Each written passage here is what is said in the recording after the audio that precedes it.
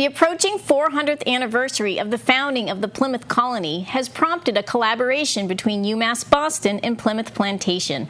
Project 400 is a program which strives to survey and excavate several archaeological sites leading up to the 400th anniversary in order to create a scholarly legacy and reveal the archaeological and history of Plymouth and its place in the 17th century Atlantic world. It also wants to look at its impact on the colonial and native communities. Participants in this project recently spent 3 weeks at Burial Hill, and PCN stopped in to see their discoveries and hear more about the project.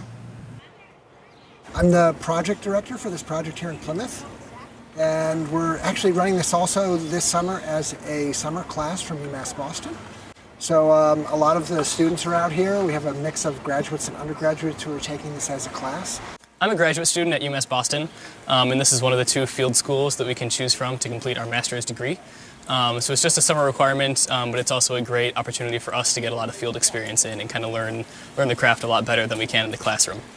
So UMass Boston and Plymouth Plantation are kind of working.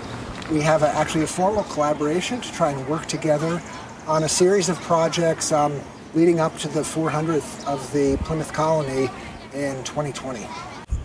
An example of the kind of things that they're willing to do, in the past, sometimes artifacts from the 17th century that have been found in Plymouth, they'll replicate it. They'll make one. They'll make a replica and they'll try and use it and try and cook in that pan. As we go forward, if we find the right kinds of materials, potentially we can they'll put them into use in the reconstructed village and see how they work and kind of do the experimental archaeology side of it, which that's one of the long-term goals, and hopefully we'll find the kind of materials that would work.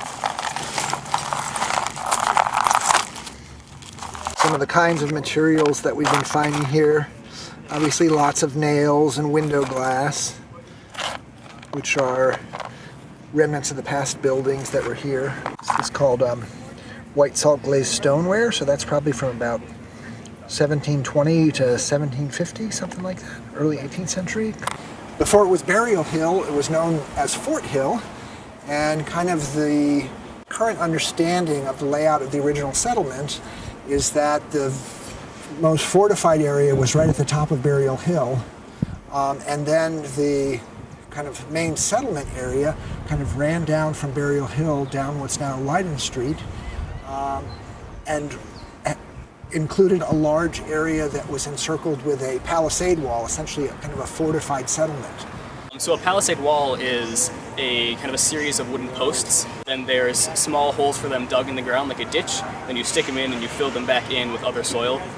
It's not so much a wall meant to be actually really keep people out necessarily. It's more just kind of a barrier, and then you can defend it from the corners of the palisade. So it's more just a way to prevent people from kind of walking right in and doing whatever they want. It's a very defensive structure, but it's very lightweight at the same time. Ultimately, the real goal is to see if we can't find any parts of the original 17th century settlement in downtown Plymouth still intact. We face a bit of a challenge there because the town continued to grow up on the location of the original settlement. So we have all of the intervening years of growth and development of the town to kind of contend with in terms of the archaeology, but we're kind of doing a very kind of systematic effort to try and see if we can't identify some areas where parts of the 17th century Plymouth are preserved and we can find them buried in the ground. So we're working with the Plymouth Plantation in their project for the 2020 celebration, and we're going to be coming back every summer until then to places around Plymouth as well as here to do some more research. The trick is finding some places where instead of just scraping everything away, people decided to build on top. And as long as they just kept building on top, right, we have the chance to find something that they buried at the bottom. So that's one of the challenges then of what we're trying to do.